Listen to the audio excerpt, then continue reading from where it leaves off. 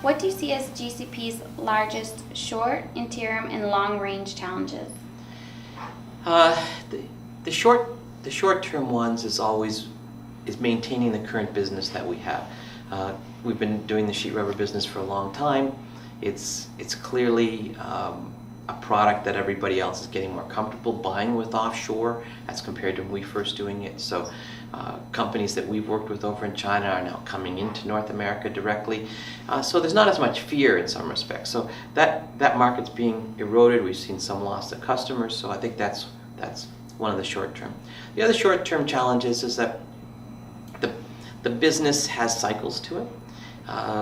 There's always a little bit of a down cycle during a U.S. election timeframe. There's uncertainty in the political environment that creates some uncertainty in the economic environment, and coupled with low oil prices has meant that the business on the U.S. Gulf Coast has been down. So consumers are a little bit reluctant to spend as much money in the United States, even though they have a little bit more money in their pocket because they're not spending as much on gas and heating their homes.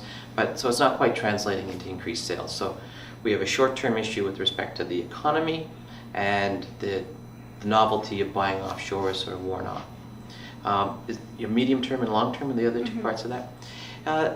The medium term is getting the projects that we have off the ground to be effective. We're working on communication. Gentleman Tom St. Louis has come in to help us generate some messaging. Well, we need some time to be able to create that messaging and then have that message, see what the effectiveness of that messaging is, not only to get the message across, but to translate into business. And I look at that as a medium-term project. The same goes for the rubber boot project.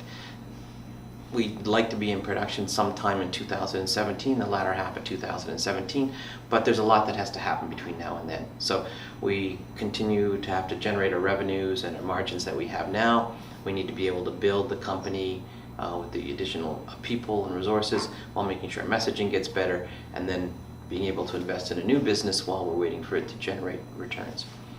In the long term, I still feel that we have to continue to evolve with technology. There's no question in my mind that the more information that's out there, the more acceptance of imported products that are there, that we'll continue to see some of the margins that we have or some of the products be taken over directly by the factories or by the customers themselves. So there's going to be an element of that market.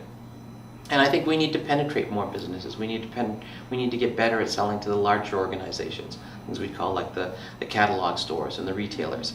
And we're not going to do that quickly. If that's a medium term or longer term, I'm not entirely sure. If we can get there, then I think we take away some of our risk of the products that could be considered commodity, like our sheet rubber. But until then, we have some challenges. So we have some investments to do in the short term.